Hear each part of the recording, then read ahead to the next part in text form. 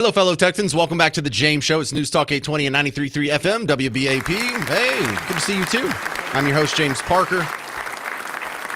The Big Beautiful Bill has a lot that you're going to like and a lot that you're not going to like. And, you know, such as the way the sausage is made in D.C., this is what compromises look like. Rarely are you ever going to get a bill that you 100% like or 100% dislike. But in this situation here, I want to ask you, we're going to have another little nuanced conversation, a lot like the conversation we had yesterday about the Golden Dome. I would support a Golden Dome if it was free. I would support a Golden Dome if it was coming out of the existing budget, the $1 trillion budget that our military gets every year. If it's so important that we can't live without it, certainly the first $175 billion, or $125 billion if you want to use the low number, can easily be accommodated by the $1 trillion that we're already spending. Oh, no, you need more money on top of that? Well, now I don't like it because we need to balance the budget. The number one thing that happens in D.C. that affects you and your wallet every single day is inflation. And that comes from they spend more than they take in, so they have to print more. They have to increase the money supply, and your value of all the dollars that you earn goes down. You get a pay cut every time this happens.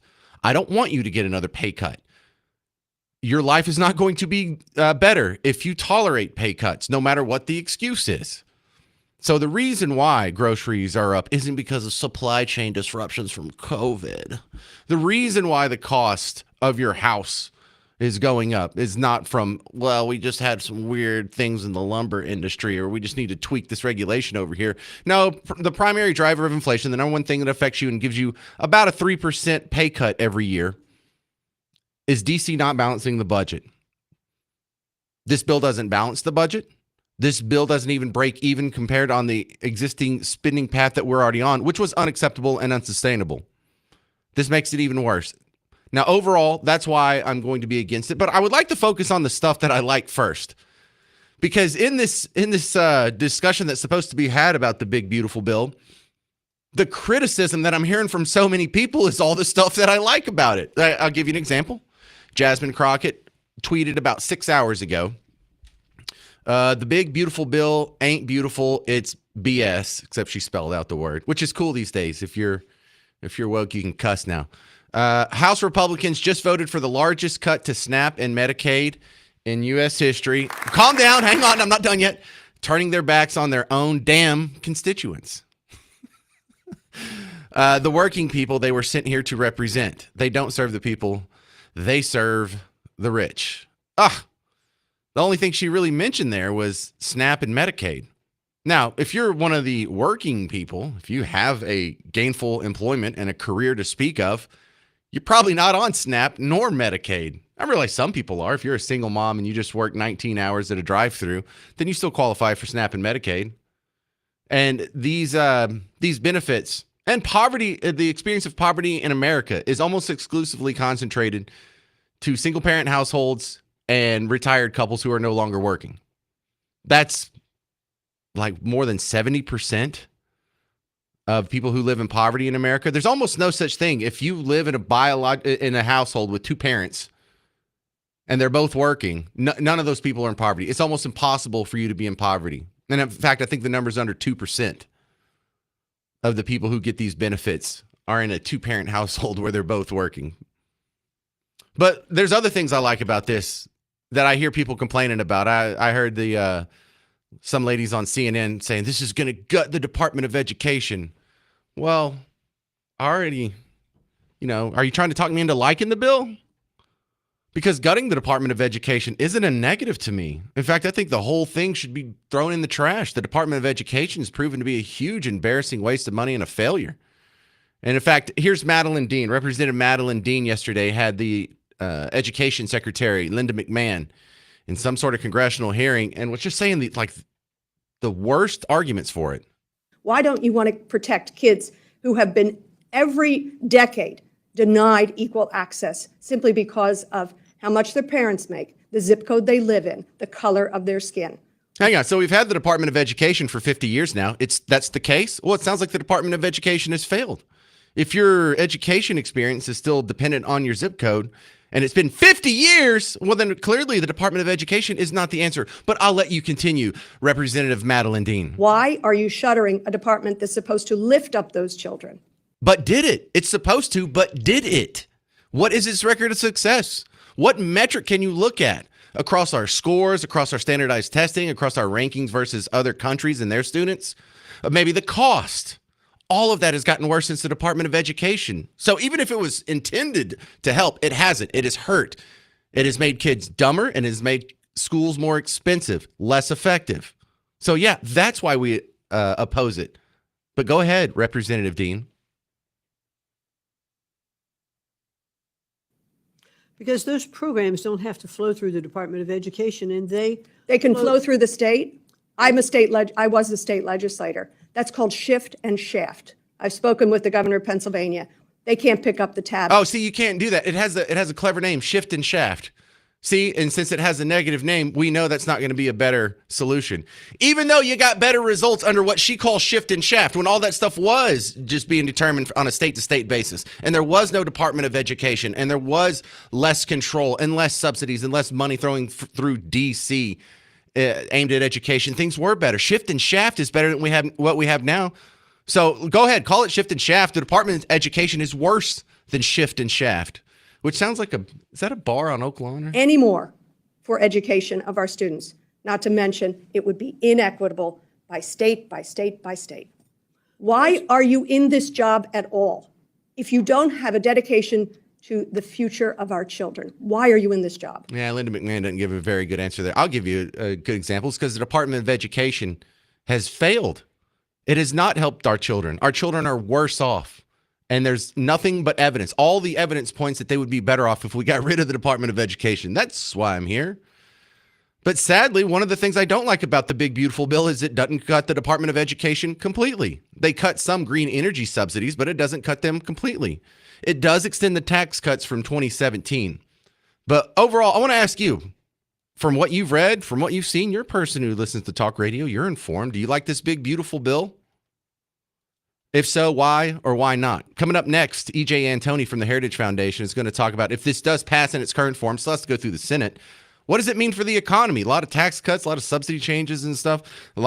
How will this affect the economy overall? We'll find out next on The James Show. News Talk 820 and 93.3 FM, WBAP.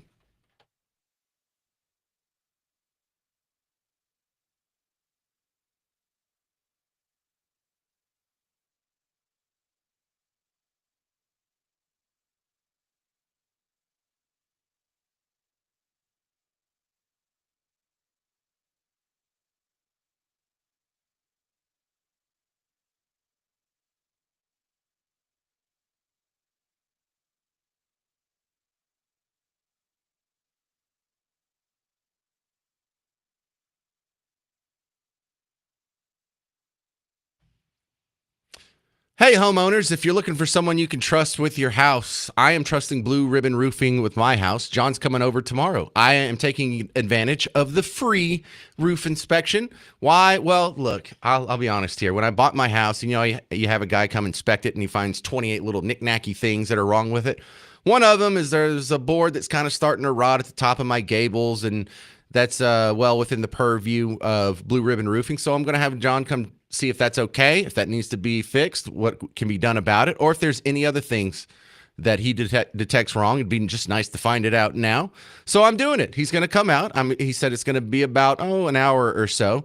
And then tomorrow we'll take some pictures, do some paperwork, and get a full rundown. Probably go eat some lunch. I'll come back and do the James Show and let you know how it went. And if you don't trust me, go to blueribbondfw.com, and you don't have to trust James Parker on the radio. You can trust all these people who left 5-star reviews on Google. There's hundreds of them spanning for years. So go check it out, blueribbondfw.com. I'll let you know about the experience firsthand on tomorrow's show. And in the meantime, you don't have to worry about your house. You can do something about it, and it's not going to cost you anything. Like here's the 5-star review from Leah.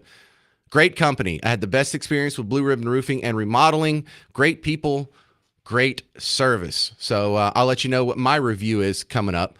BlueRibbonDFW.com. Go to BlueRibbonDFW.com.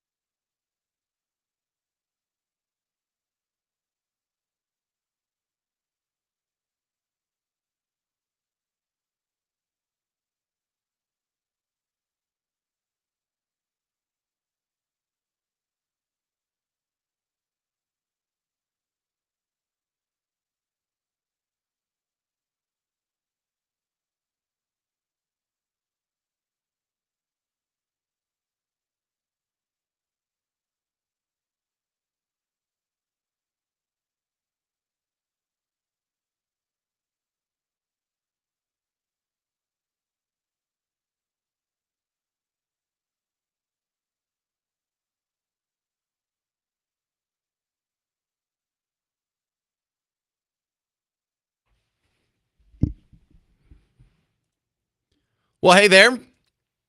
Welcome back to the James Show. I'm your host, James Parker, News Talk 820 and 93.3 FM, WBAP. The top story nationally is the big, beautiful bill. And a lot of people on Team Red seem to love it. A lot of people on Team Blue seem to hate it because it cuts too much. I feel like I'm on an island on my own because I don't like it because I don't think it cuts nearly enough. My next guest, E.J. Antoni from the Heritage Foundation, America's #1 conservative think tank out of Washington, D.C. Am I crazy, or should we be expecting more? If you're fiscally conservative, this doesn't fit your principles, in my view.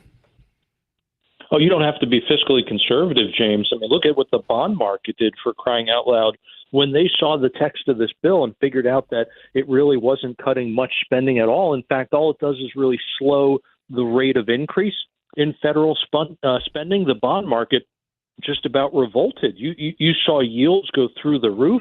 Essentially, what this is telling us is that the private market understands the federal deficit and the federal debt are on a completely unsustainable path, and eventually the government is not going to be able to pay back the money that it's borrowing. And so investors are demanding more and more in the way of interest payments to compensate for that. So, look, I think you're absolutely right. And again, you don't have to be some kind of fiscal hawk or fiscal conservative to realize that this is not enough.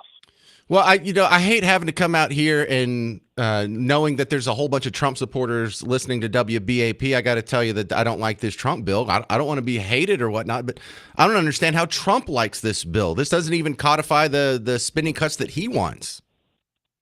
Exactly. Now, let's see what the Senate does to it, right? Maybe the Senate is going to make some serious improvements. That's always a possibility. You know, the other thing that I'm wondering about, and I'm not sure why they're doing it quite in this order, but apparently the president's office, OMB, is also preparing what they call rescission packages. So this is basically a piece of legislation, essentially, that the president can send to Congress that's going to revoke or rescind previously authorized spending. Now, again, I'm not quite sure why they're not just putting that into the reconciliation process to begin with. Both operations only require simple majorities in Congress, so it's not like you need to worry about the filibuster, for example, in either case. But that apparently is in the works as well. So hopefully we get some additional cuts out of there. But again, I mean, it really is a shame that you have groups like the SALT Caucus who held up so many of the cuts, because heaven forbid they don't get their big donor base to get another tax cut.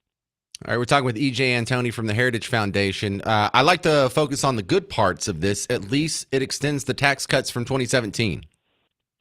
Most of them, yeah. There's a couple things. Unfortunately, it does not extend very far. It just gives a short-term extension to. Business expensing is the number one thing, which is a shame because that's the most pro-growth part of the whole bill. What this essentially does is allow, let's say you own a factory, it allows you to buy pieces of equipment, machinery, and to take the tax deduction for the whole thing instead of having to break it out over the course of 5 or even 10 or sometimes 20 years.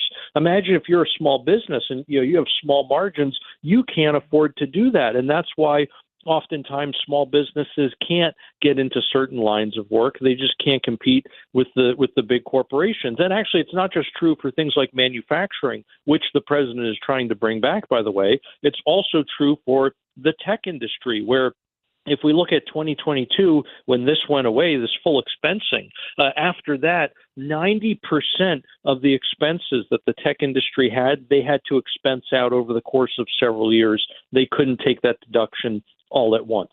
So that's another thing we really would love to see the Senate be made permanent. But sorry, I'm on a tangent here. Going back to what you wanted, James, which was that was all good stuff. Really like about the no, bill. because I didn't know that level of nuance about the depreciation, expensing, whatever. Yeah, and again, that's only temporary in the House version, so hopefully the Senate is going to make that permanent. But some of the other things we do really like, they do have some reforms to welfare programs in here. Again, I'm not saying it goes far enough, but there are some good reforms. For example, it's estimated that this is going to effectively kick over 1 million illegal aliens off of Medicaid. I think that's great. The Democrats say, "Oh, you're cutting Medicaid." No, we're preventing illegitimate beneficiaries from getting taxpayer money. And by the way, when we talk about a lot of these programs, especially things like Social Security that have trust funds attached to them, when you reduce illegitimate payments to illegitimate beneficiaries, then guess what? You are prolonging the solvency of those trust funds, and you are ensuring that legitimate beneficiaries will get legitimate payments for a longer period of time. Now, again, I think the Senate can improve upon this to put some more guardrails in there to ensure that people like pregnant women, essentially people who are on disability, can continue to get that Medicaid while getting off the folks that essentially the able-bodied adults who choose not to work. Those are not the kinds of people that we want on government assistance. All right, EJ and Tony from Heritage Foundation, how concerned are you about the budget effects? Because, you know, these little policy changes, they're important here, but my real concern is that we have $36 trillion in debt, and this is going to not do anything to turn that bus around.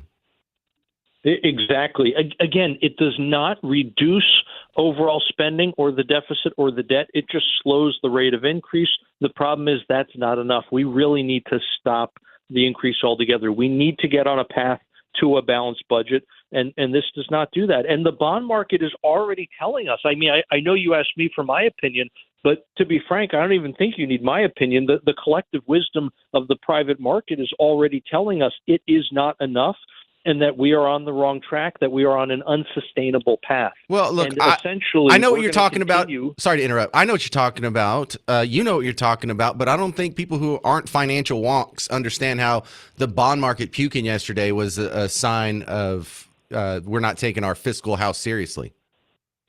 Well, let me try to throw some numbers at it, okay? If you consider how big the debt is and you consider how expensive it's getting to essentially just service the debt, meaning make the interest payments on it, we are fast approaching a point where it is going to take over $1.8 trillion a year, every year, just to pay the interest on the debt. That's not money to roads and bridges or hospitals or schools or the military or things like Social Security and Medicaid and Medicare. No, this is just the interest on the debt. In other words, more and more of your hard-earned tax dollars are literally going to go just to pay interest. A good chunk of, by the way, doesn't even stay here in the country. It's going to foreign bondholders. All right, I got Fox Business on in the studio. Am I going to see you later?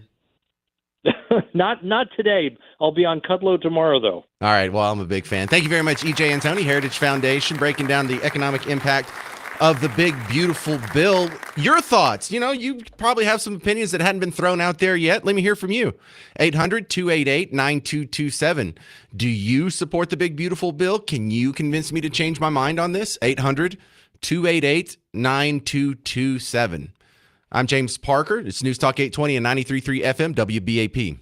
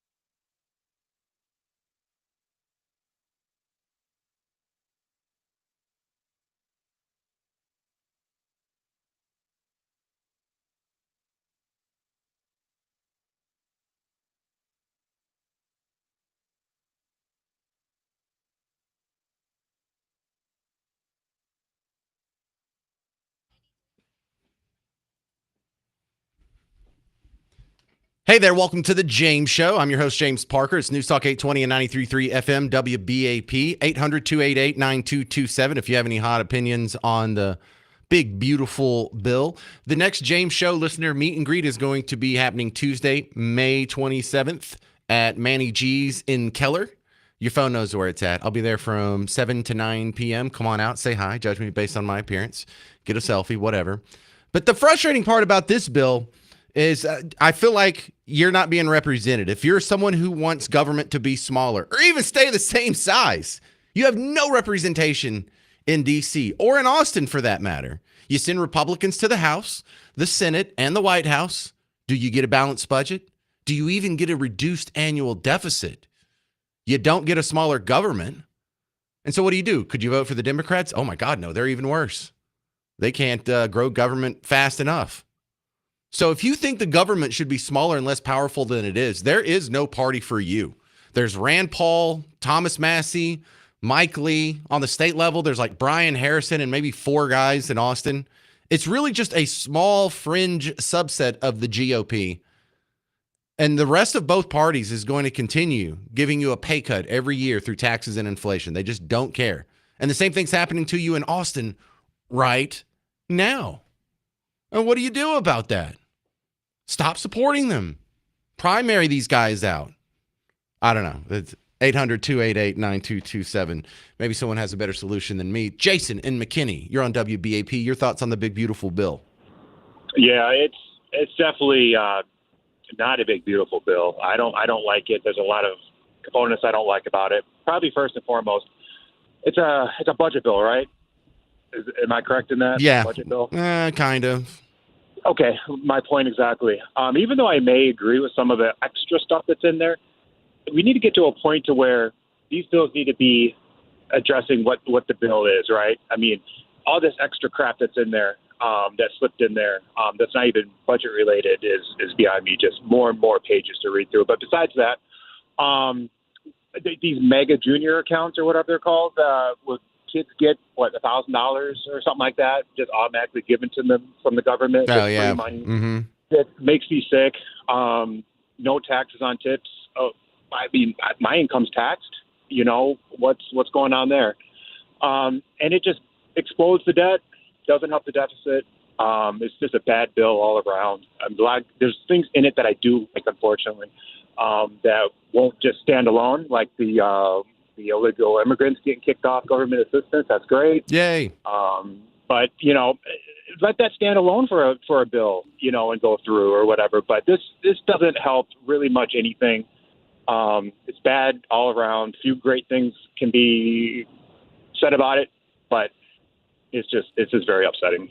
Well, there's a small chunk of the WBAP audience that gives me grief for not being a Republican and saying I'm a libertarian. But this is why I don't understand how anybody who wants a limited government, who wants government to stop growing, can still support either party. You should be saying what I'm saying. The Republicans are better than the Democrats, but both of them have an unacceptable agenda for what they both envision the government to be just over the next 6 months. Jason? Yeah. Well, I was saying this to somebody else, Democrat or Republican, our tax money's up for grabs. It just depends on, who is empowered to get it. It's just not being very used wisely. And I'm 100% libertarian. I'm a fiscal conservative, though. But I'm a libertarian, and I just can't support the majority of this thing, whatever it is. So that's all I wanted to say. I hear you. And just to illustrate how much worse Democrats are, thank you, Jason, in McKinney. This is Jimmy Kimmel. Now, this is supposed to be a comedy show, but he stops off to take some shots at the big, beautiful bill. And everything he criticizes about it, I love. And I think it doesn't go far enough. It's so frustrating. Here we go. This big, beautiful bill literally takes from the poor and gives to the rich, brazenly. Republicans like the Robin part, just not the hood. And Trump, the tariff of Nottingham, he probably doesn't even know what is in this bill. Because if he did, he would know he's slashing cancer research even more than he already has, which is by 31%. And the guy who puts McNibbles in his body and shellacks his own skin while he's out playing 48 holes of golf every weekend is the last person who should be cutting cancer research. And also, will cut Medicaid. It will cut Good. tax credits for climate-friendly energy sources. It jacks up taxes on universities. Good. It eliminates the tax on gun silencers. Good. It opens public land for drilling, mining, logging, and makes deep cuts Good. to SNAP and food stamps Good. for hungry people. And then these people go to church on Sunday and they say amen. It's really... All right, so yeah, just run through all the things I like about the bill and then insult Christianity. You're not winning me over with that. Perry in McKinney, you're next up on WBAP. Your thoughts on the big, beautiful bill? Well, I'm not happy with the spending. We've definitely got a spending problem. And you mentioned about doing something about it. And the only thing I know, I'd call it, say, an organization or a group that's just educating people on the facts of we the people. It's called tacticalcivics.com. Go check it out. If you want to know how to solve this problem, it starts at the county.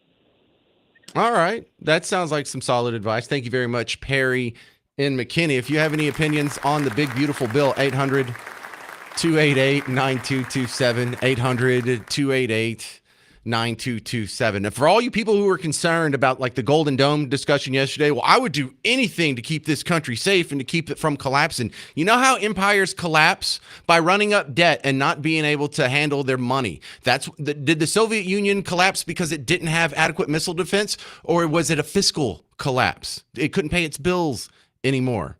The Roman Empire, did it collapse because it got invaded by a bigger army? Or it couldn't keep its fiscal house in order? The British Empire, the Spanish Empire, all these empires. How do empires collapse?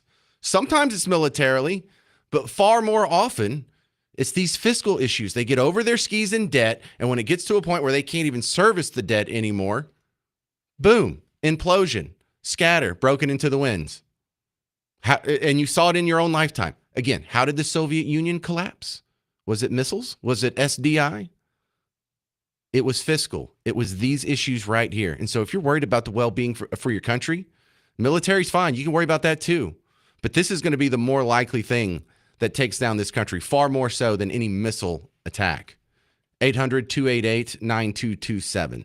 Coming up next, there's a ban on THC gummies passing through the House in Austin. Now, I disagree with it.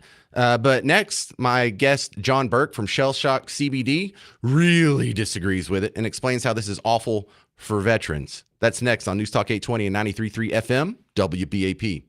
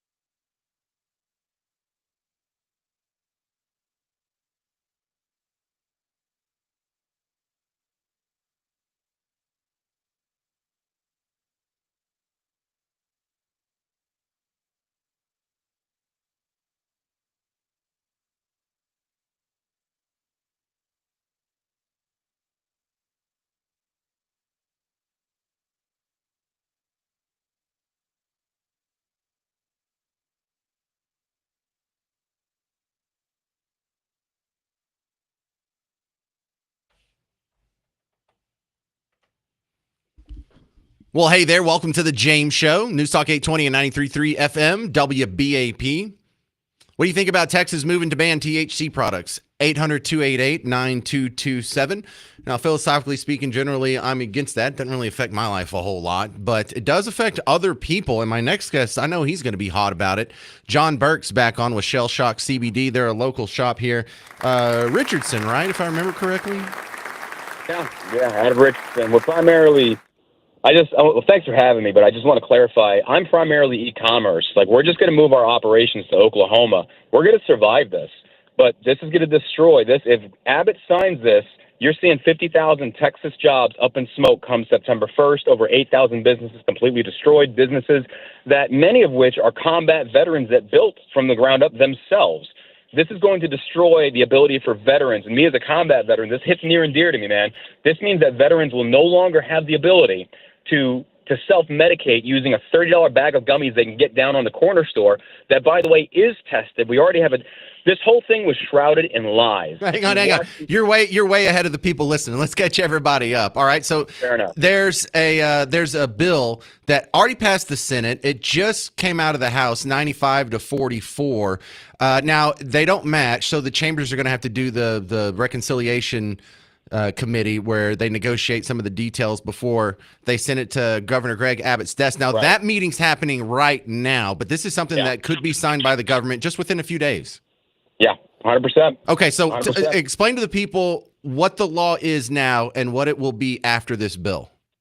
It's hard to say because during the actual brief or the debate on it yesterday, there was an amendment added to where they didn't want it to ban actual topical CBD-related products with non-THC, which it's a good thing. CBD is wonderful, but they're going after THC primarily. And some of these CBD oils they have at the full spectrum has a small amount of THC, up to like 0.01%. So by definition, it would violate that law. So to find actual pure CBD minus any type of THC trace is very difficult to do, but it's not enough to show up on a drug test. So there's still some gray area on this law, and our legislators don't understand that, but they just want to do an all-out ban. All right. Now, you come at this from the angle of combat vets because you've seen a lot of people get help with CBD and THC products, and it looks like that help may be taken away from them, at least from the legal side of things. 100%, yeah. Yeah, because what they did is that basically they wanted veterans. This is the hypocrisy of our Texas legislature. So let me just explain that. You can explain this to me. If THC is so bad, as they sat there yesterday on that podium and all these boomer politicians like, oh, the kids are dying. Number one, can you overdose on THC? No. No, you can't. Number two, and this is the stickler. They use those kids as their shield or their bulwark to jam this through. Combat veterans, if it's so dangerous, why do you want to ban it and then turn around and give it to combat veterans? That doesn't make sense to me. No, it doesn't make sense to anybody, but the theories have to come out on, well, why is Dan Patrick so in favor of banning this? The only thing that makes sense to me is the alcohol lobby doesn't want this. Yep. Well, the alcohol lobby's already dipped their toe in the water on this, and you're seeing a lot of the alcohol people like wanting Abbott to veto this because if you go to Austin, they're already selling THC drinks. There's stands all over the place. So there's money going on behind the table. Nobody asked for this. Like, nobody asked for this. When I testified before the House, the committee members asked me, like, we've heard that crime has increased. And I asked them point blank, I was like, this has been legal since 2019. You guys represent your district. Has crime risen in your district or risen? And all of them said no. I was like, so then where does this statistic come from? It's coming from the Allen police chief, who's the window licker. This guy is a man who wears a badge, and he lies. I hope this guy is listening. You're an idiot. You're an absolute idiot. Every single combat veteran and law enforcement officer, and probably ones that work for you too, think you're a schmuck. I just got to get that out there. These experts lied. They lied to Congress. And combat veterans will no longer have the option to just go down there and buy a safe bag of gummies. Now they have to go through the Texas Compassionate Use Program, which, number one, is expensive. It's limited. Veterans that live in southern Texas have to drive to other places, sometimes an hour away, just for a week's worth. And it's low dosage. It's not even effective. So veterans will not go back in the teacup. They will go back to the black market, or they will go online e-commerce. That's what's going to happen. So this is going to empower black market, cartel. It's literally no difference than prohibition. All right, John Burke, hang on a second. We're talking with John Burke from Shell Shock CBD about the Texas THC ban. Do you have time for another segment? Sure. All right, because I have a couple more questions and ran out of time there. 800-288-9227. Do you have any opinions on whether or not we should ban THC in Texas? 800-288-9227. We continue with John Burke next. I'm James Parker. It's News Talk 820 and 93.3 FM WBAP.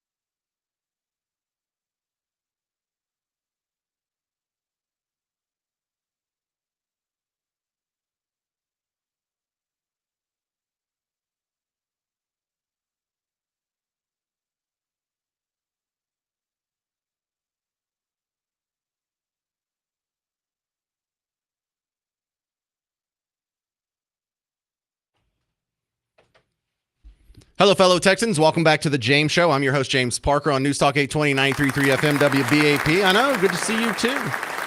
Our current topic is the Texas legislature just came one step closer to banning THC products across the state of Texas.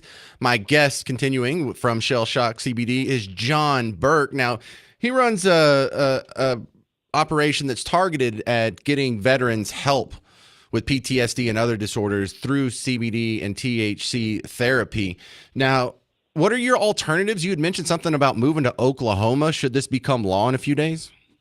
Yeah, it's going to be basically we'll just have to move our shipping operations to the state of Oklahoma because we couldn't ship from the state of Texas. We'd get in trouble because if you get caught with some of this stuff, it can be up to 1 year jail, class 3, excuse me. And it's insane. It's really insane. So we have to move our operations, but we're about an hour from the border. But unfortunately, there's businesses like within the heart of Texas, even Austin itself. They're not going to have these options because a lot of these businesses in this economy currently, they're running razor thin. So they're not going to have the money to be able to kind of relocate, redo a lot of stuff. So this is going to destroy a lot of companies. So if someone's getting help from you within the state of Texas, could they still order your products when you're in Oklahoma and they ship across state lines? Yep. That's still legal. That's the screwed up part. That's the screwed up part. How is that still legal? A representative, because the United States postal system is federal. This is a state-run issue. So now even Representative King was on the floor last night, and he even said you can still get it online. So it's like, if that's the case, and the whole premise behind this bill is the safety of Texans, well, if you're ordering it online and it's untested as they claim it is, you're still dealing with the same issue that's supposedly murdering all the kids that isn't happening. So I'm saying it doesn't make sense. None of this makes sense.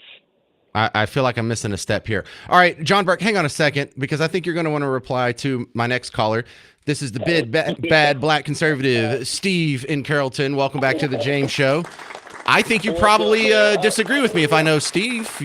Are you in favor of this THC ban? You know I'm in favor of the THC ban. And what's more interesting is your guest expert is making these claims, and it doesn't sound like he's even read much of the bill. I'll tell you my expert opinion. I don't do marijuana. I've never done it except once in high school, and I won't admit to anybody, since nobody knows who I am, I can say that on the radio. But the idea that this guy doesn't understand the purpose of the bill is to get weed out of kids' hands, and the desire to do that is easily beat by saying, hey, listen, you're going to have to order it. Who orders stuff? Most often it's adults who have the access to it. The veteran that he's saying that he's in favor of. By the way, I'm also a veteran, so he's not, he doesn't hold the corner on veterans' interests. But the fact is that veterans can still order the stuff from Oklahoma and everywhere else in the country, frankly.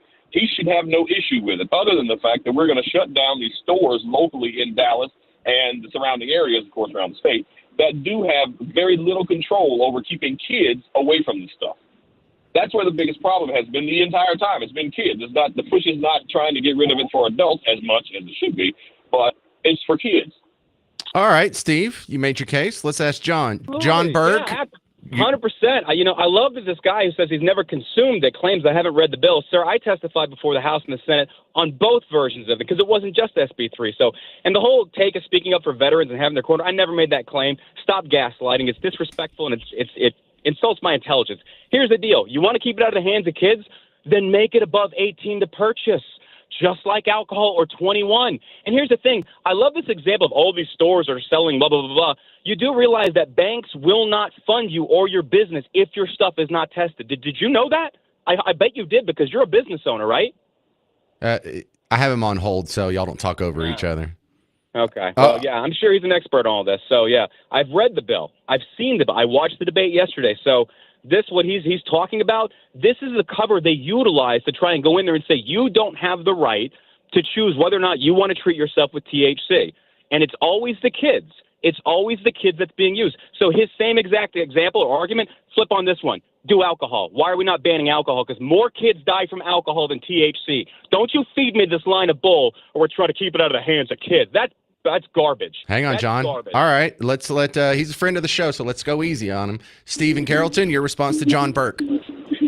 Hey, Listen, James, I don't mind being. I can control myself. If you want to put us on at the same time, I'm perfectly okay with that, and I'm not offended by having the conversation or the debate. But the fact is, it is about the kids. It has always been about the kids. And again, according to what he even says himself. All right, you're both on now. Y'all can talk. Y'all can talk over each other now. Go ahead. You can still order the stuff from wherever you want. There is no problem with it. It should be, but there is no problem with it. And yes, I am a business owner, a successful business owner, as a matter of fact, not in the marijuana industry. But it has nothing to do with that. You don't know. It has to do with the fact that if we have to protect our children, I don't have to be in the industry to know something about business. Sir, what's the age to purchase? What's the age to purchase alcohol? The age is 21 to purchase alcohol. Okay. Why can't we have that in the state for THC? Because you do realize, like, as a business owner, I have to ID these people. I'm not targeting children. Let me tell you why. It's not about, well, it may be about targeting, but it's not as much about targeting as it is you being lackadaisical. And I don't know your particular business, but I'll tell you in Carrollton and the surrounding areas around Carrollton, I've walked into several of the THC and or smoke shops and watched children every single time I've been in there buying stuff from the counter. Do they ID them? Do they not? Well, obviously they can't. And if they do, it's a fake ID, obviously. But it hasn't stopped it. These kids are doing the drugs left and right, under your nose or in your face. It doesn't matter. The fact is it's happening. And you and people in your industry don't seem to care enough to let the profits not be. There it is. There it is. It's the corporate greed. It's the corporate greed. It's right there. Yeah, brother. That's why I'm all for regulating, making it 21 years old. I love how you go into the social. It's always the capital. All right, one at a time. This is why I split y'all up. John, since you're the guest, please take the last word. John, we're about out of time. Can you give me 30 seconds? I love this. It's always about the kids. We clearly don't care about the kids. That's a lie. That's not true whatsoever, because even our veterans have kids, and we want to see our veterans stick around for that. Regulate it. Make it 21 to purchase. I shouldn't have to go online. You don't purchase alcohol online. His whole concept is a farce. I'm not insulting the man, but the argument, I disagree entirely. It's not about the kids. It's more government control and who's funding this. All right, well, I thoroughly enjoyed that. Thank you very much, John Burke, and big bad black conservative Steve in Carrollton. Thank you very much. That was a great segment, because it's one of the classic internecine debates within Team Red, is the socially conservative vote versus the socially liberal, because I think we're all fiscally conservative here. So that was fantastic. Thank you very much, both of you guys, John Burke and Steve in Carrollton. Wow. All right. I got some more callers with their thoughts on the THC ban in Texas. Are you for it or against it? I'm against it. 800-288-9227. I'm James Parker. It's News Talk 820, 93.3 FM WBAP.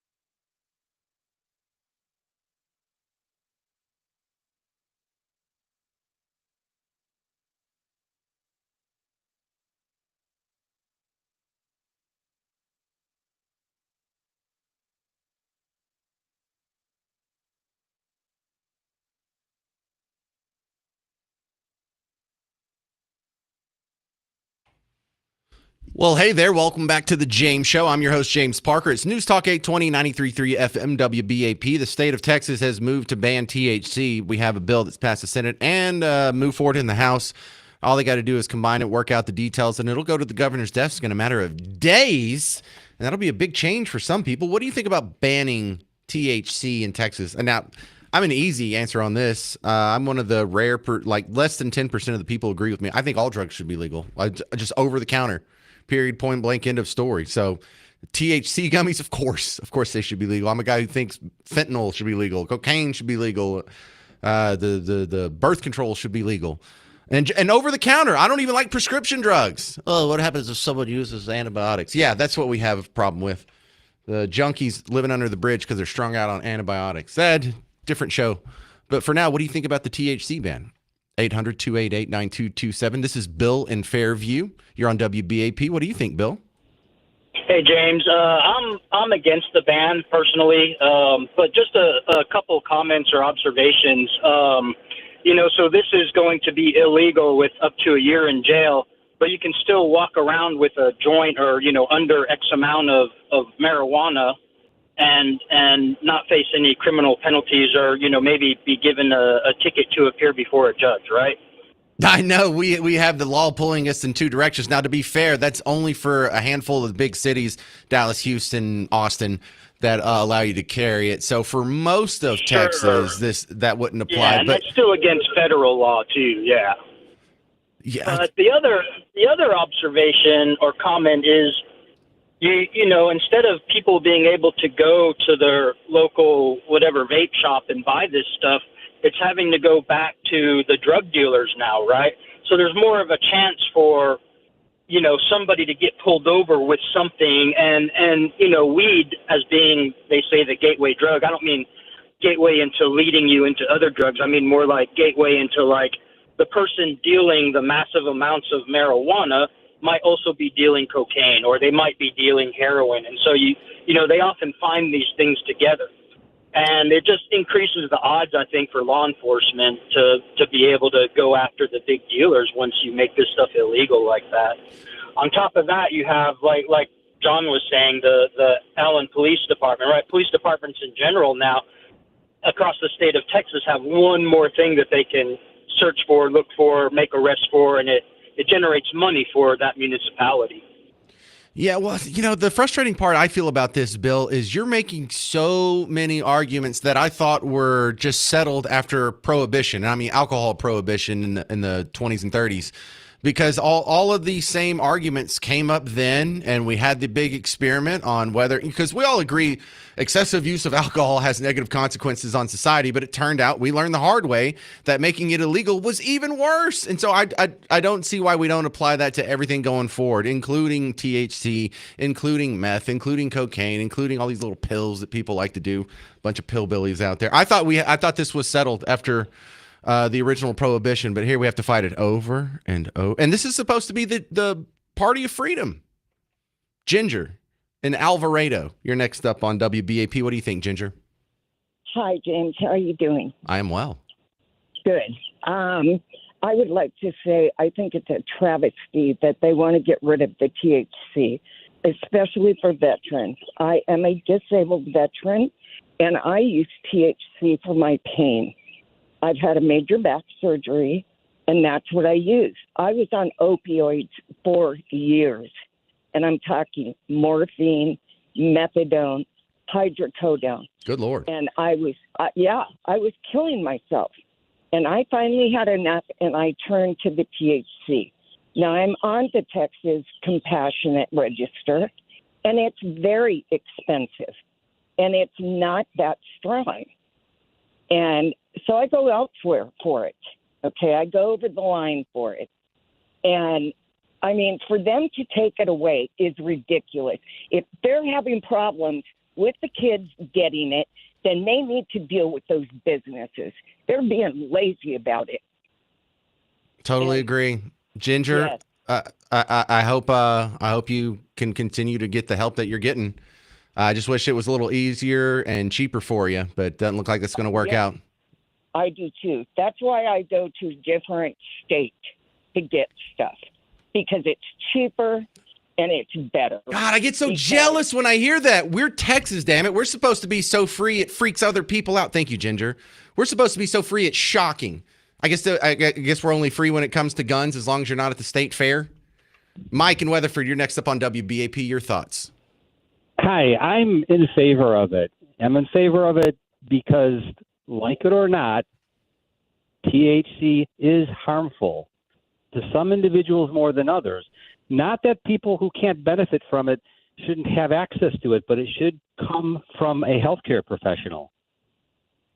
Yeah, Just like anything else. That doesn't work on me, though, Mike. I know you think you're making a good argument, but we have all kinds of things that are unhealthy for you that are illegal. And by that rationale, Mike, we should outlaw high fructose corn syrup because it kills more people than THC, which the THC death count, I think, is still at 0. Well, I don't think you understood me. It's not about you. It's not about the individual. It's about society. No, it is about the individual. In fact, well, no. Okay, so consider this. People with a genetic predisposition are more likely to develop schizophrenia when exposed to THC. Someone gets a psychotic condition, they go shoot up a school. Society suffers. It's not about whether the individual should have the right to do this. That stops. Look, I promise I'm not being hyperbolic here, but that's the line of thinking of a collectivist, a communist. Your rights are predicated on whether or not it's good for society as a whole, on whether or not it secures the freedoms and liberties of the individual. And you disagree with the founding fathers on that.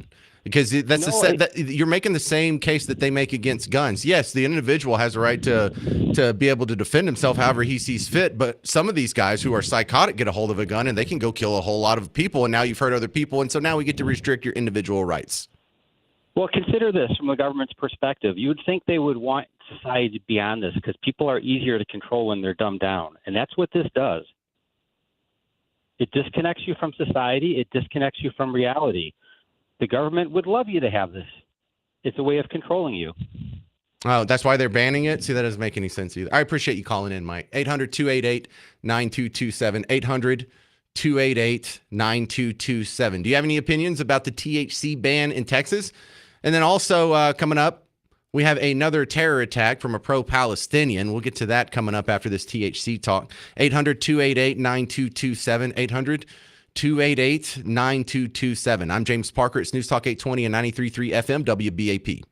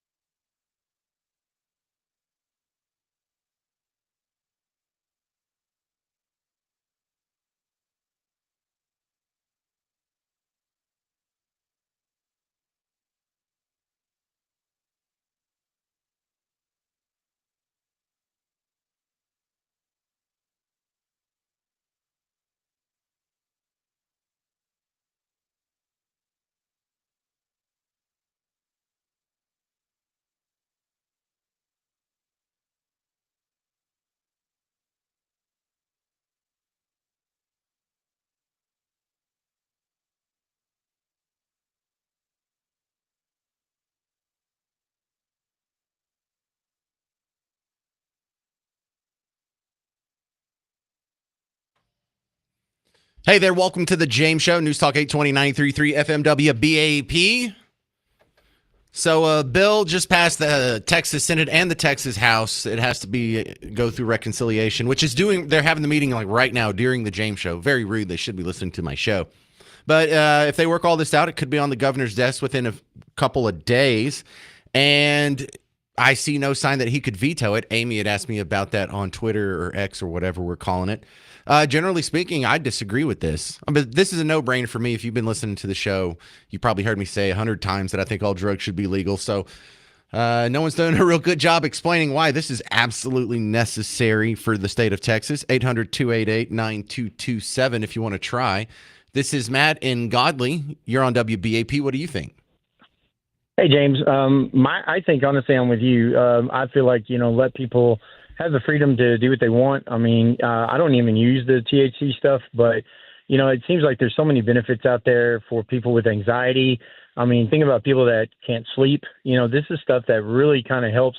And, a lot of people like Ginger, your previous callers that had, severe back pain, and now she's not on drugs from like Big Pharma, things like that. And I think your other caller, Mike in Weatherford, said, well, just let it go to the doctors, get treatment there for medicinal purposes. Well, what always happens there? It costs more.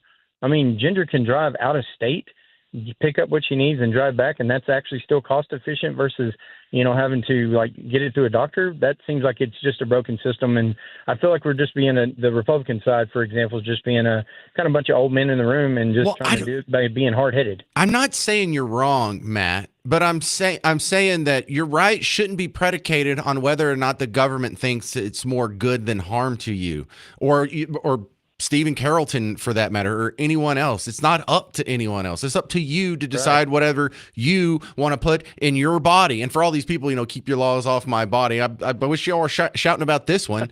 But yeah, exactly. I don't like the argument that, there's like 8,000 vape shops that are licensed right now that are going to close down, and this will really hurt revenue to the government. I don't give a damn if it hurts revenue to the government or you get fewer taxes going to Austin. Your rights shouldn't be predicated on whether or not it's profitable for the politicians in D.C. No, my rights are my individual rights, no matter what anyone else thinks about them, no matter what the revenue looks like to D.C., no matter what a doctor thinks about it. I have my body. If I want to do THC gummies or take a shot of antifreeze, that should all be legal. Now, there's going to be people who are going to hurt themselves and some people who hurt others if they are allowed their full complement of human rights. And that's still not an excuse to infringe on someone's natural rights. I'm with you, buddy. Exactly. All right. Well, don't do the soft sell either. Like, hey, there's a lot of people who get some good out of this. I don't care if nobody gets any good out of this. It's my rights are not up for debate. Thank you very much. I'm just a little more hardcore than a lot of people. John in Hurst, you're next up on WBAP. What do you think? What I think, first thing, man, in the real world, anybody who's smoking stuff, they ain't buying it from the head shops. Head shops, everything there is just weak. There's nothing there. They got somebody who's going across the border, or they got people that are bringing it across the border. They're just buying it here. Number two, the needs of the many outweigh the needs of the few or the one. It always appears that that's what these guys are looking at, saying, oh, well, we need to take this one right away from this person because we can save all these other people. I just don't see it. The stuff you get out of they're going to, if they 86 it out of the, that was a wrong one. Anyways, if they 86 it out of the smoke shop. That was a good one. Anyways, well, guess what? Okay, so the smoke shop is going to turn back into a paraphernalia shop. They're not going to have any herbs. They're not going to have any of that stuff. But nobody buys it anyways because it's like smoking lawn clippings. There's nothing there. And for the lady, I believe that there's a lot of medicinal benefits from it. Most, I would say 75% are going to be recreational users, but they're not buying it from the head shops.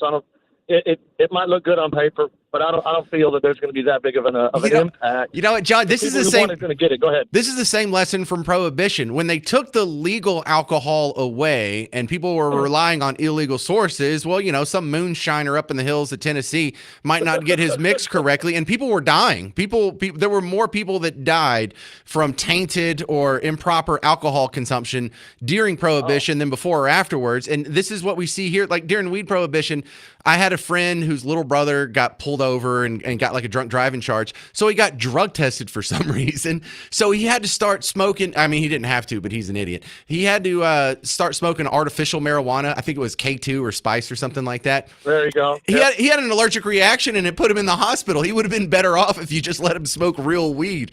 So yeah, there's always secondary consequences whenever you try and restrict someone's individual freedoms. You know, it's like water. You can't stop it. It's going to find the path of least resistance and just go around whatever block you put upon it. But the silly part is everybody, the founding fathers had drugs at their disposal. They chose to not make them illegal. They could have. They knew the things existed and they didn't. And they didn't for a reason, because they thought your individual rights were more important than the collective opinions of other people. All right, I got to squeeze in a couple more calls here because you guys are good today. Joe in Dallas, you're next up on WBAP. What do you think, Joe? You know, I have to say something that I ain't never said before. I agree with you. I've been smoking weed my whole entire life since I was 9 years old. And I ain't dead yet. Well, hang on. I hit the wrong button. I mean, I wasn't cheering for your drug use. I meant to hit this. Smoke weed every day. Sorry. Yeah, but the problem is I actually agree with you. And I've been listening to you for about a year and a half now, and I ain't never really agreed with your beliefs. How not? How have you not agreed with me? Well, sometimes you don't say what I agree with, so I just keep listening because you have valid points all the time. I just don't have to agree all the time, but I love listening to you because you're right in people's faces. You know what I mean? But I agree, a person's right should be what a person's right is. If you're going to smoke weed, drink alcohol, do whatever, it's your dumb butt that's going to die from it or live from it. It's not the government's problem to regulate what we do or don't do. Totally agree. You've never heard me have the drug talk before on the James Show? Well, I usually work nights, so I don't always hear you, but I do listen to you a lot. I listened to 95.9 in Georgia before coming back to Texas, and when I heard you for the first time, I am stuck on the station now. So, wait, is 95.9, is that WSB? Yes. Oh, man. Did you know Neil Bortz? You know that guy? I used to listen to him all the time when I lived in Georgia. My favorite was between 11 and 2. There was a gentleman on there named Eric Erickson. Yeah. That just, I mean, I follow his army online. He's a great person. And I don't always agree with him, but you're not supposed to always agree with everybody. We're independent. And no one ever does. We're supposed to have a right. Yeah, we're supposed to have that right. Religion says we're supposed to have the right of free will. The government says we're supposed to be of the people, by the people, and we're supposed to be one vote, but it never happens that way. So this time I agree with you. Out of all the times I've heard you, I agree that a person should have the rights to do pretty much as they please. Yeah. As long as it's within the law of the land and the law of the world. Hopefully you'll realize that I'm pretty consistent across issues on that as far as the freedom part goes. But, you know, the one reason I am so much in people's face about these things that are clearly not celebrated by Team Red or the traditional values of the WBAP audience is because of people like Neil Bortz. He's the only other person that I think has had success in this format with something that's pretty close to my belief structure. Like, if you want to know what I think on all these issues, the only guy in radio that's close to me, and he's retired now, is Neil Bortz. But thank you very much for bringing up a good memory there, Joe in Dallas. Coming up next, we had another terror attack. This was against 2 Israeli embassy staffers coming out of a Jewish museum in D.C. The guy's yelling "Free Palestine." So we know it's a terror attack. And here it is. Another attack from Team Blue on Team Red. How do these people think that they are the good guys? We're going to talk to Benji Gershon from the American Jewish Conservatives next on The James Show. 800-288-9227. It's News Talk 820 and 93.3 FM WBAP.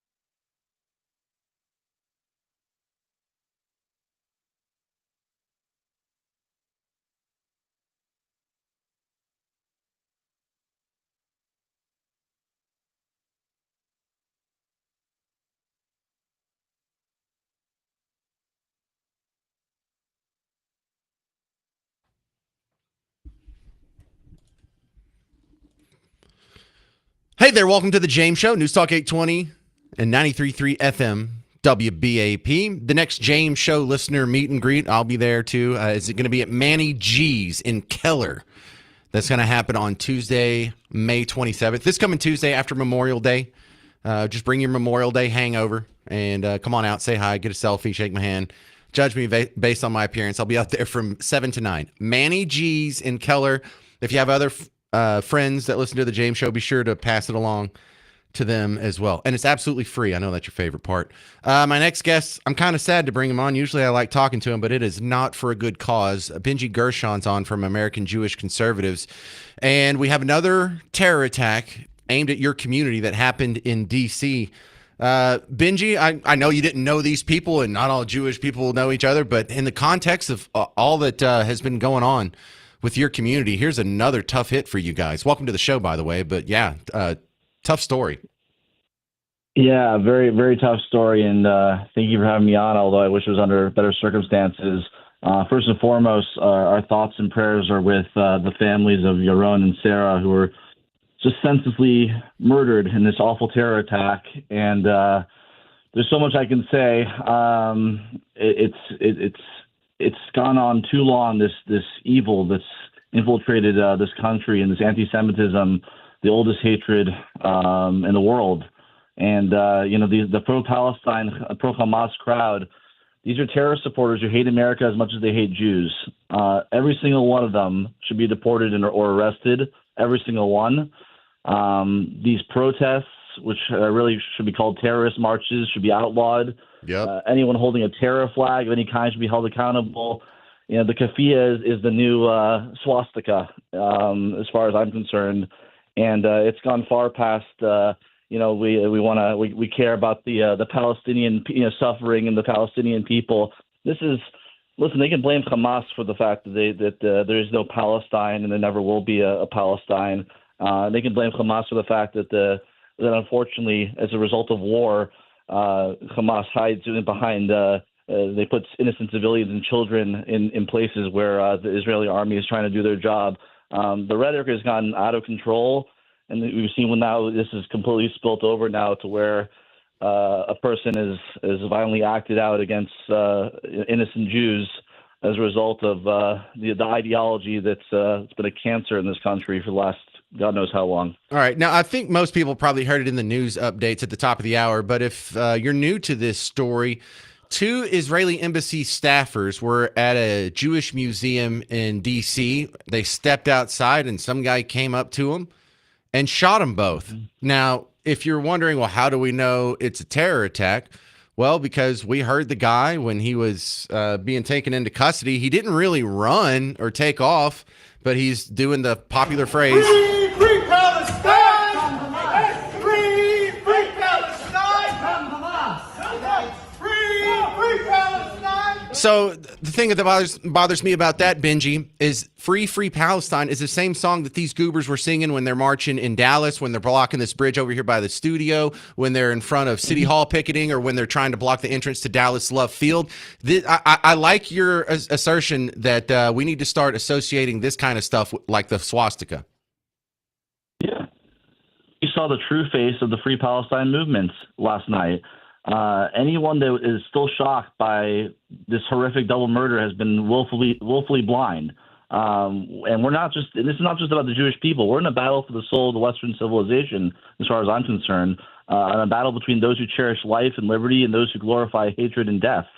And it's far past the time that our leaders in law enforcement wake up and act decisively, because if they don't, this is not going to be the last time that we see this happening to innocent Jews or any innocent civilians, for that matter, on our streets. These are extremists that are masquerading as peace activists, and they're far from it. And I think that's an important angle. This is a civilizational struggle. And, if you're wondering why some farm boy Baptist from the middle of nowhere, Texas, cares so much about what happens to my Jewish neighbors, this is an attack on all of us. They're just picking on Israel because they're the closest and smallest and probably the least defended among us, but it's not going to stop there. They want to end Western civilization. They want us all to submit. It's just going to start with Israel, and it stinks to see one side committing the terror. One side is hurting people. One side is sawing people's heads off in the sand and putting it online. One side is flying planes into buildings.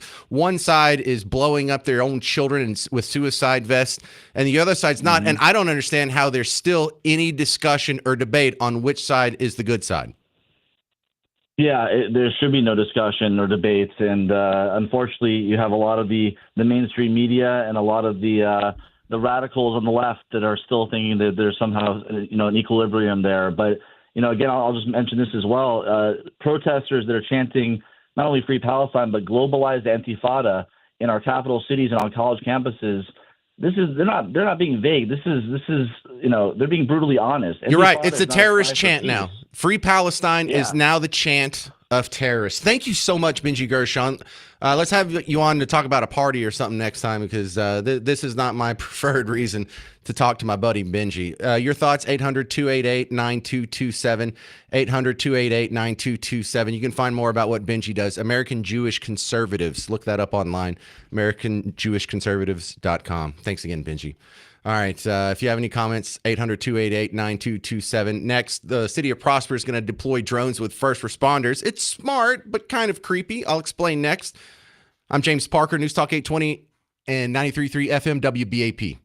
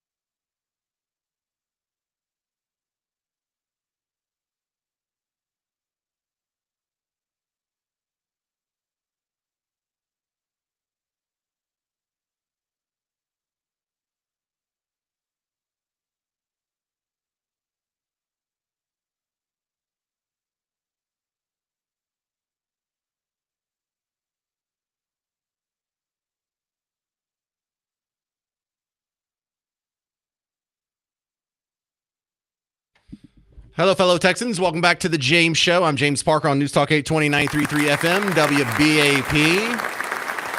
All right, I know you're going to think this is kind of interesting. The city of Prosper has approved a new drone program, and this isn't like a scary thing where drone swarms are going to come and wake you up in the middle of the night, start shooting into your house or anything. You know, we're not to Terminator 2 yet. This is kind of the next step towards Terminator 2, which I, for one, would like to be on the record as welcoming our new robot overlords. Because you know that's going to happen. We got the AI, we've got the robots, we got the Boston Tech dogs that are scaring the hell out of me. They can do flips, they can dance now. Now we got drones, we've got Uber Eats delivering with the little R2-D2 cart out here in the downtown Dallas area. So the robot revolution is going to happen in a long enough time scale. I would just like to be on the record on the side of the robots so they don't kill me. That's all that's about. But in the meantime, hey, we're going to have a beautiful harmony of robots and humans coexisting together. And jokes aside, I actually pretty optimistic about this plan. Now, it starts off simple enough. We'll talk about the slippery slope argument later. But as it's written, as I read over here in the Dallas Morning News, looks like Prosper is going to test sending out drones on some first responder calls. So if there's been a car wreck and it's always been a race to see who could get there first, because when you were a kid, they would send an ambulance. Now they send either an ambulance or a fire truck, because the fire truck has all kinds of medical equipment and firemen have some medical training, and whoever gets there with the automatic defibrillator first sometimes can save a life. So it's really just turned into a race. Which first responder can get there fastest? Well, now we have drones who don't have to stop at stoplights or wait for some goobers to get out of the way or be hindered by traffic at all. Or they could just go up and make a straight line to wherever the issue is and go ahead and at least put some eyes on it. Now, it's not going to be equipped with, first aid skills, but it can at least put some eyeballs on the situation. And I think it'll be a net positive. Number one, because drones are so cheap as it is. This is a new technology, and it'd be expensive for you to buy a whole fleet of drones, but compared to an ambulance or compared to a paramedic's salary, a drone is pretty darn efficient. Now, it's going to be used, this is going to be used for more than just first responder calls like car wrecks or burglaries or home invasions or whatnot. I imagine this will be a beautiful alternative for the manhunts and car chases where you see in the big cities, like they do this once a week almost in Los Angeles. There's some helicopter shot of a guy on a car chase. And even for medium-sized and small towns that can't afford a helicopter, they can afford a drone. So if there's a car chase situation and you can get a drone on the guy, then the cops on the ground don't have to chase him. That's safer for everybody. I hate the stories where there's a car chase and some guy running from the cops ends up crashing into an Astro van and killing a family of four, hitting a pedestrian or something to that effect. So this could have just an immediate positive effect on public safety. It could help with the cost to the taxpayers. And really, I just like the attempt to embrace new tech. Even if it fails miserably, at least we're trying. But let me talk, overall, I do agree with it, but here's some concerns that I do have. What I don't like about government drone use is that it will not stop with first responders. This is just their entree into seeing how much the society at large will tolerate having drones flying over our heads. And, if you want to take the slippery slope all the way down, where does this end? Well, eventually it'll be in Terminator 2, but by the end of our lives, I don't think you'd be too surprised to see a grid of drones flying overhead at special events like the State Fair of Texas. Would it just have a patchwork, a grid of drones up there at all times? Maybe that'll be what we exchange. Hey, let us have our concealed carry at the State Fair. You can float some drones up there, so if someone does get a little shooty, then they have almost a 0% chance of getting away with it, because the drone will be able to follow them immediately, ID them immediately, give them real-time info, and then after the fact, evidence for the trial. So that's cool, but will the drones eventually be armed? Of course, they're going to say no now, but once we get used to drones and that's not creepy anymore, just adding a little bit to their power every step of the way could eventually mean to arm drones, and that makes the government super duper powerful. But whether or not you like government having drones, get ready, because drones are coming. Drones are coming anyway. And I foresee a future where you're going to have your own personal drone. It'll just follow you around. It'll fly 10 feet above your head and be looking down at you like your own little security detail. And it'll be cool because it would be a good deterrence of crime. If you're going to mug somebody, would you mug the person who has the drone watching them and recording them at all times, or would you wait for the next guy that doesn't have the drone? Of course. But it would be helpful for, other work purposes, like where did I go today? What was at that building? What was on the front steps? Or, just business supervision. Is the crew that's supposed to be roofing my house, are they actually working all day? Or are they taking breaks for long periods of time? It could also work for entertainment purposes. Like if you have a reality show or, I don't know, some influencers, just go to Streamer Day. Hey, I'm just a beautiful girl walking around downtown. Why don't you watch me? So it'll be here, and it'll be here in just a matter of, I don't know, 2-3 years, probably, maybe 5 at the most. Personal drones just following you around. Of course, here's another concern. This will make helicopter parenting a real thing. It'll be drone parenting. But there's going to be some just psycho mom out there who wants a drone following her kid all day at school or when they're walking to the bus stop or going to soccer practice. But you'll see it. And it won't. Again, it won't happen immediately, but here in a few years, it'll be like when cell phones started being integrated into society. One day, no one had cell phones. The next day, you saw a guy in the mall with a giant Acme brick phone, like from Fresh Prince of Bel-Air, and you thought, oh, well, he's just doing that for a status symbol. He just wants people to know that how rich he is, that he can afford to have this cell phone. There's no one that needs to have a cell phone call in the middle of the mall on a Tuesday afternoon. We'll say that about drones. Oh, he's just showing off. There's no one that needs to have a drone following him around at all times. But I feel like in a couple decades, we'll all have drones. There'll be a ton of people, maybe even most people will have drones. Then you'll see a weird evolution too, like luxury drones or Gucci drones or whatever. But get ready. The drone future is coming, and it looks like it's going to start and prosper coming soon. Do government drones concern you?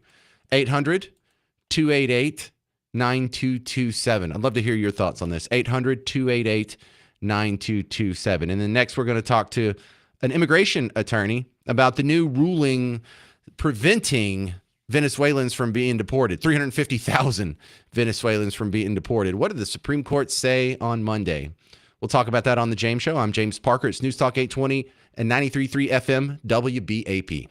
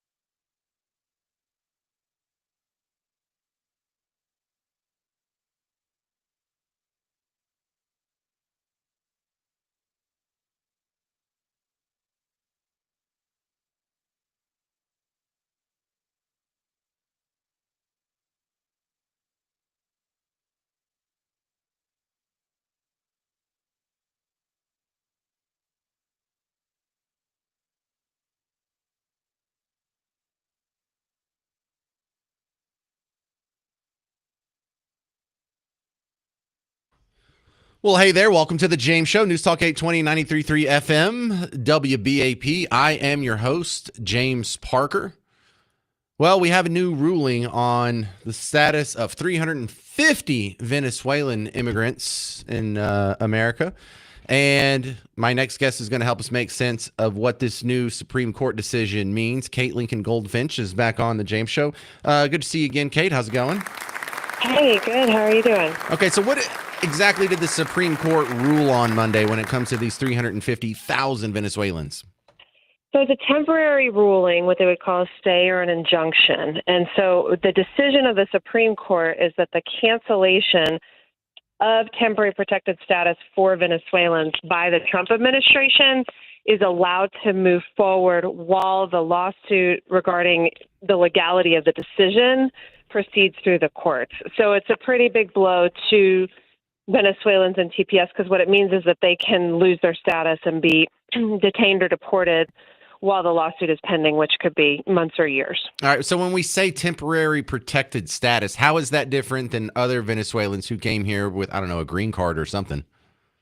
So TPS, temporary protected status, is a program by which we as a nation provide a protected stay in the United States for people from any country that has had some type of collapse, like maybe they have a hurricane or maybe they have a political coup or some other type of infrastructure collapse. And then our government will say everybody who's here from Venezuela who was here before March of 2023, for example, is protected against deportation. And then they get work permits and Social Security cards.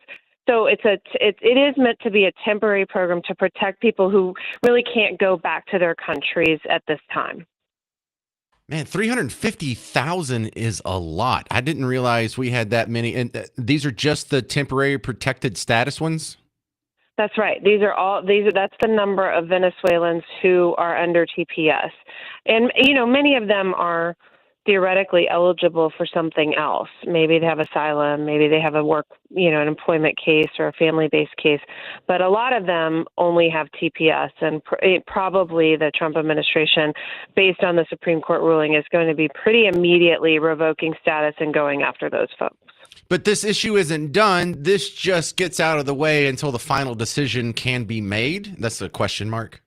That's right. And the question overall in the court is whether the revocation of protection for Venezuelans was discriminatory. Because obviously this is a temporary program. DHS / the president generally has the authority to not renew TPS.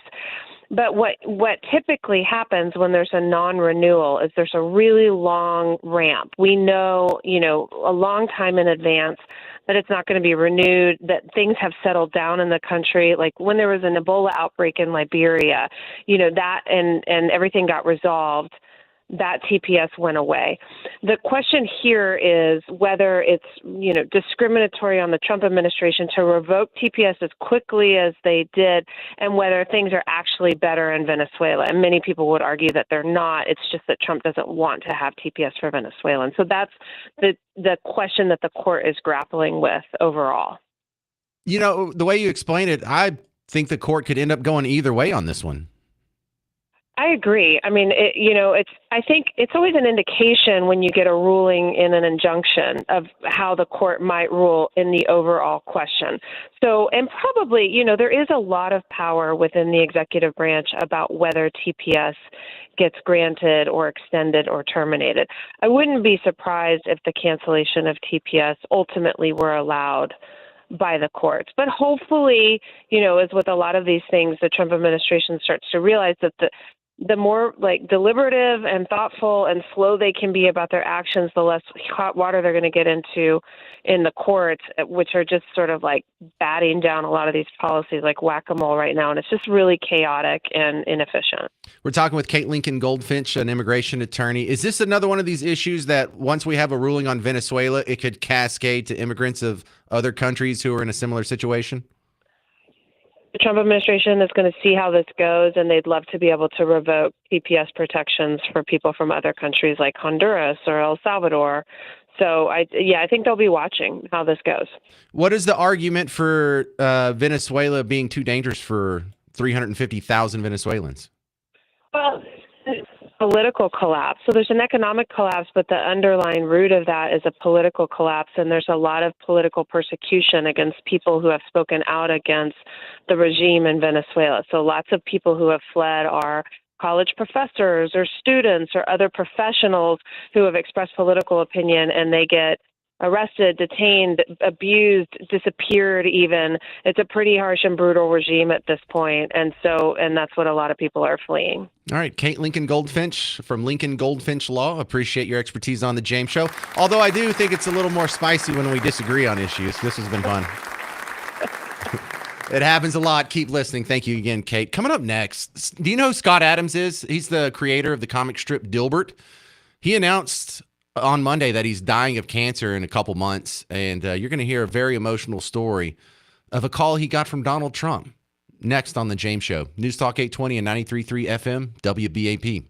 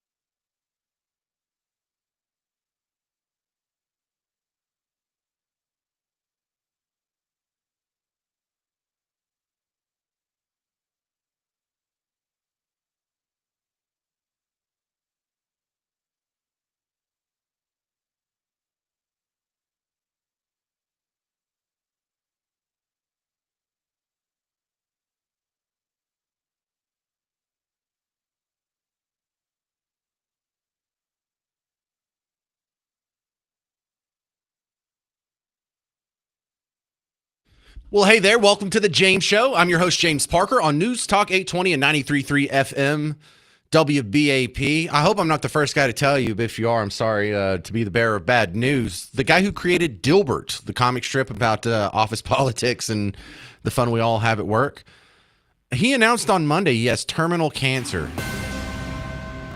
And the reason he was doing it is we heard about Biden's terminal cancer situation over the weekend, and Dilbert, well, Scott Adams, got to try not to call him Dilbert.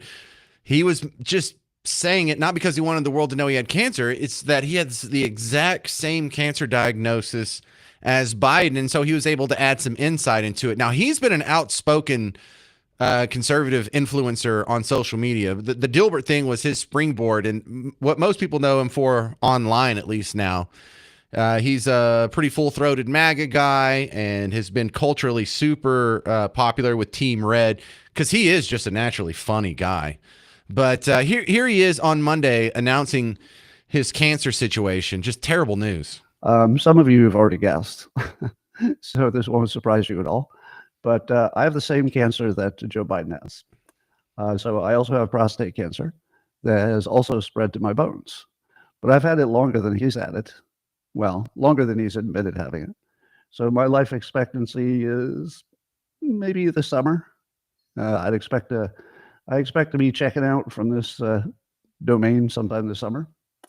Now, I realize that for some of you, this is hitting you kind of hard because you're hearing it for the first time. Weirdly, since it's old news to me, I've just sort of processed it. So it just sort of is what it is. And I have to say that, everybody has to die, as far as I know. And it's kind of civilized that you know about how long you have so you can put your affairs together and make sure you've said your goodbyes and done all the things you need to do. So if you had to pick a way to die, this one's really painful. Like really, really painful. But it's also kind of good that it gives you enough time while your brain is still working to wrap things up. And I can see in the comments that some of you are having a tough time with it. But remember, nothing lasts forever. Nothing lasts forever. All right. So that's a lot to take in. Did you hear how cool and calm he was? Yeah, I'll be checking out sometime this summer. And I guess, this isn't new news to him. He's already digested it. I just figure I'd be a basket case. I hope I'm half as cool as he is about it. But I didn't play that for you on Monday because I didn't want to bring you down. I saw that, man. It almost brought me to tears. I've been a big fan of this guy. But he told another story yesterday, and I have to play this for you. He got a call from Trump after his cancer diagnosis, or cancer announcement, I should say, on Monday. And check this. This is about 3 minutes, so this is way longer than I would normally play for you, but tell me if this story isn't worth your time. Again, this is Scott Adams, the creator of Dilbert, after he announced he has terminal cancer and just a couple months to live. And a little bit later, I thought, I better check that voicemail and see if that was anything I need to deal with. And the first sentence in the transcription, because the phone gives you the text version of the voicemail as well. The first sentence is, "This is your favorite president." And I thought to myself, no. Did I just send the most important person in the world to voicemail? And it turns out that I had. It was Trump, and he was just calling to check in. Now he left a semi-lengthy little voicemail, just saying he was checking on me, heard about my health situation, and then he says, you can call me back on this number. Now, obviously, I don't call him back, right? Because that would just be ridiculous. It just was a nice thing for him to say, because he called me. You could call me back on this number. So I didn't call him back on that number because I thought it's not like he's sitting at the Resolute desk waiting for my call. I thought that whatever it is he's doing has got to be more important, than randomly taking a call from me. So I don't call him back. Hours go by. It's the afternoon, same day. It's the afternoon. And all of a sudden another call comes through, also from Florida. And I thought to myself, there's no way he's calling me again. And I answer it, and it's Trump. And apparently he'd heard of my situation, and he had lots of questions. I won't get into the details of our conversation because that would be inappropriate. But he was just checking on me. And he had, he wanted to make sure that I was getting everything I needed. And that was it. But at the end, the strangest thing happened at the end. At the end of the call, when he found out, the situation was kind of dire, and I was still checking out some things that might help. He said, if you need anything, I'll make it happen. And he meant it. He was completely aware of our, let's say, parallel journeys from 2015. He mentioned it. And it was just the most incredible, weird, hard to understand situation. But boy, was it fun. That's Scott Adams, creator of Dilbert. And Trump calling this guy when he only has a couple months to live. Just nice reminder how much he's not Hitler. It's not what a sociopath would do. A sociopath only interacts with you if they can get something out of it. They can get some sort of pleasure or entertainment or professional help or money or good press or positive PR. But once you're dying of cancer and you're done with this mortal coil and you're about to check out, to get a call from someone who can't really do anything for you just to check on you, that's not what an evil person would do. That's not what literally Hitler would do. That's not what a sociopath would do. He genuinely cared for this guy, saw him as a fellow human being, and just wanted to reach out. And knowing a phone call can't really do anything, he just wanted to let him know he cared. 800-288-9227. I have nothing to add to that. I'm just trying not to cry before we go to break here. Coming up next, Texas schools will continue to use BC and AD. In fact, they'll be required for it. And that's not some little minor detail. I'll tell you why that's a pretty important piece of legislation coming up next on The James Show. News Talk 820, 93.3 FM, WBAP.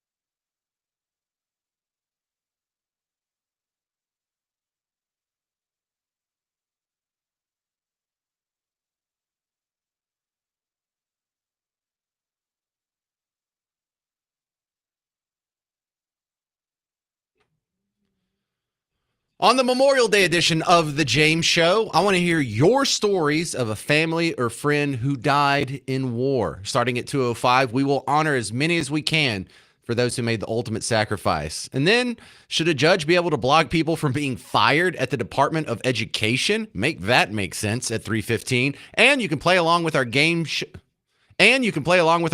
game show, Dead or Alive, at 4:35. It's all on the Monday edition of The James Show. It's all on tomorrow's edition of The James Show. It's all on today's edition of The James Show with me, James Parker. Afternoons 2 to 5 on News Talk 820 and 93.3 FM WBAP.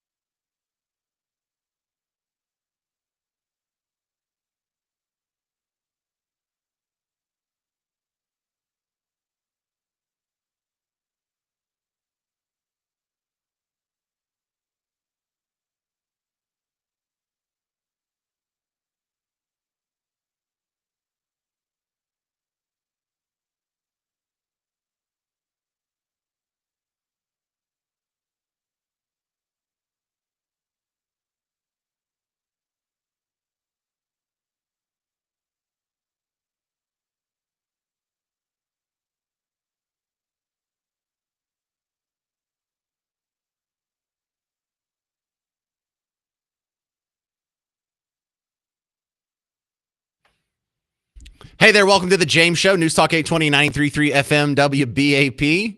Well, there's a new bill, just got through, and it looks like just passed the Senate, probably going to become law, although it's not officially law yet. That would require Texas schools to use the terms BC and AD. It's like, well, don't they already use it? No, that's opposed to BCE or CE. I don't know if you've seen this. But it's a good bill. Go to here's what I like to do sometimes is go to someone I know that will hate this and go see what they say about it. So I went to the Houston Chronicle. They're even worse than the Dallas Morning News as far as being biased. And their religion reporter wrote this headline: BCAD or BCECE. Republicans in Texas Senate vote to advance Christian agenda. Oh, no, not the Christian agenda. Oh, really? Is that the Christian agenda? That's interesting. Who else? Oh, yeah, Texas Tribune wrote an article about it, too. Also, I enjoy their bias at times like this. Texas Senate passes bill that would require public schools to use Christian BCAD system to track years. Oh, okay, so this is a Christian system. This is the Christian agenda. This is a pro-Christian move. That's interesting. Now, why are they doing this? Why would they need to pass this law? Well, let's go back in time 3 years. I remember this story. You may have too. When the Texas Board of Education was considering ditching the BCAD system. Now, when they reported on it then, was it they were ditching the Christian BCAD system, or was it an anti-Christian agenda that was being put forward? Because the Houston Chronicle says this is a Christian agenda, BCAD, but to remove that, was that seen as anti-Christian? Now, let's look at their reporting then. State Board of Education considers ditching BCAD calendar dating system. Oh, it's not called anti-Christian. In this article, does it say it's anti-Christian anywhere? No, it doesn't. No. So why would they want to change BC and AD to BCE and CE? Okay, so BC, before Christ, AD, Anno Domini, the year of our Lord in Latin. That is pretty much the time that we all accepted is there's the time before Christ and the time after Christ, and that's what these dates mean. The reason why it's 2025 is it's 2025 years after what we used to think was the birth of Christ. Although historians may say that he was really probably born about 4 AD. It's like, okay, well, at least you admit he existed. But the BCCE, you and I recognize that for exactly what it is. It's an attempt to erase Christianity from the scientific ledger because they can't stand it. They have to secularize everything. Their religion, their belief system is their politics and their ideology. And Christianity is a competition for it. But I love how they say, we need to get rid of this because it would be more religiously inclusive.